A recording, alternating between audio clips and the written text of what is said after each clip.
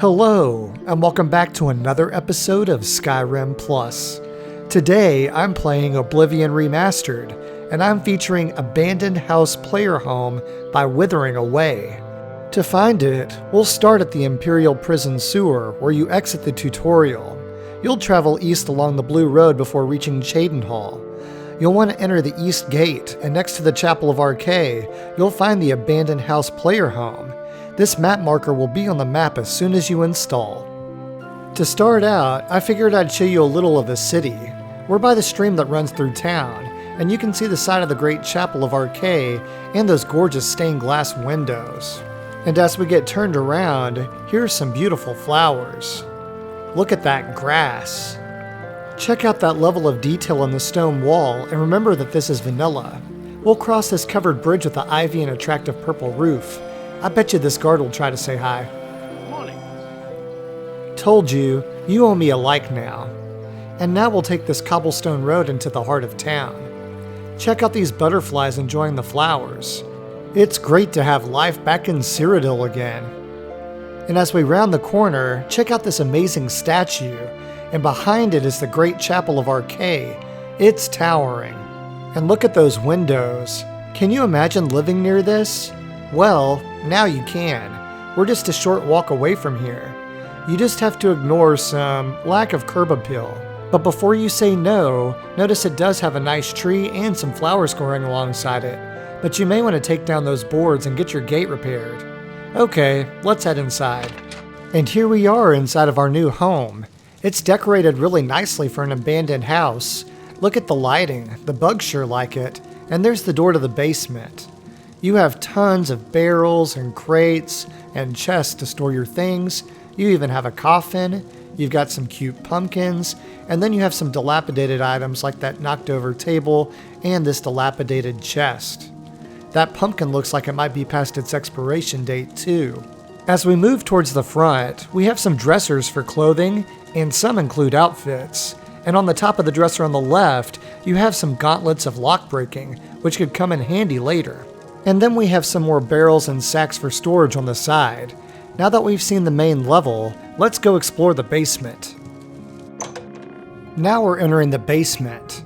Not gonna lie, it's a little creepy down here. It looks like it's primed for either a spider or serial killer. Maybe Calixto's great-great-grandfather lived here. To the left, we have a Dwemer Forge, although I think it's just for looks. And although I forgot to show you the right, there's a mead barrel that gives you one free bottle of mead when you activate it. Now let's check out this tunnel. And after we wind around and go down, we find a secret door to the Dark Brotherhood Sanctuary, although you can't enter unless you've been inducted. Now that we've seen the basement, I'm going to go back up to the main level. Now we're back by the basement door. Next we'll head upstairs. While we're going up, look at all of the detail on the ground, the walls, and remember that this is with no mods. This is a great base for modders to work with. Now we're upstairs where we have a fireplace with a magical blue flame. You have a stool and a super bougie chair to sit and relax. We have more pumpkins, beautiful lighting, and on this table you'll find a lightning bolt spell tome. And you have a bookshelf behind that, and check out those shadows. I'm still amazed by the graphics coming over from modded Skyrim.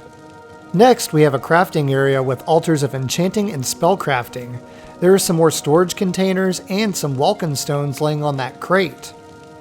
Here's a small dining table to enjoy your meals. And just past that, you have a cupboard for your wine and a tipped over chair to add to the abandoned theme. Next, you have a table for the discerning alchemist with a journeyman level Olympic, retort, mortar and pestle, and calcinator. You can be like the Mr. Wizard or Bill Nye of the Third Era. There's a paint palette for the Picassos of Skyrim, several loose gemstones, there's an enchanted dagger in that little chest up top, several loose gold coins, scales to measure your ingredients, a Varla stone, and then over here, you have some strawberries in that tray. You might even get some extra protein in your diet if some of the spiders fall in there. Now we'll take this last set of stairs up to the master bedroom. Be on the lookout for several clothing items that have enchantments up here. To the right, you have the Bow of Dynamo worth 1224 septims and adds 15 points of shock damage and soul trap on strike for 5 seconds. Next to the jewelry box are several loose gemstones, and near the dresser you'll find several enchanted clothing items, and on this bookshelf are 5 grand soul gems, a cure disease spell tome, and a special amulet. There's a cool arena poster on the wall, and then here's your bed. On this chest you have an Akaviri Sunderblade that disintegrates armor on strike for 100 points and the same for weapons. It's worth 2,780 gold. And in this chest, we find Lord Kelvin's Bulwark that fortifies health by 15 points, endurance by 3 points, and block by 5 points, worth 3,095 gold. Now, we'll show some of the enchanted items found in the home, starting with the Crimson Eviscerator in the chest by the alchemy table. It's worth 277 gold, and it absorbs 3 points of strength for 5 seconds, damages 5 health and 5 magicka on strike, and gives 5% weakness to poison. Next is the Grand Amulet of Reflection, which reflects spells on self 17%, and it's worth 6,950 septims. Here's the Lesser Chameleon Robe, which gives 10% chameleon on self, worth 652 septims. And here's my character wearing it. Pretty cool, right? Next, we have Nister's Boots that fortifies athletics and speed on self for 5 points and lets you water breathe, worth 4,600 septims. Here's the Robe of Deflection, which gives 5% shield on self, worth 502 septims. And last but not least, we have the Veil of the Seer, which detects life within 60 feet and fortifies willpower for 5 points, worth 3,800 septims. I hope some of these tickled your fancy, as well as the rest of the home, but for now, it's time for final thoughts. Abandoned House Player Home is located in Cheydinhal, and it's free to the player. It's right next to the Great Chapel of Arkay, and it's around some beautiful scenery, as long as you can look past living near a graveyard. But considering the home has a secret door to the Dark Brotherhood, you'll probably be contributing to it.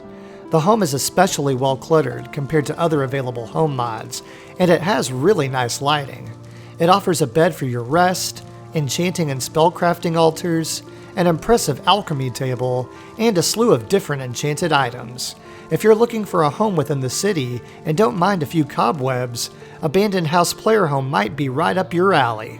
This concludes my feature of Abandoned House Player Home. If you enjoyed this content and want to see more, don't forget to like, comment, and subscribe. Click the bell icon if you want to be notified of when I post. And as always, thanks for watching. I'll catch you on the next episode.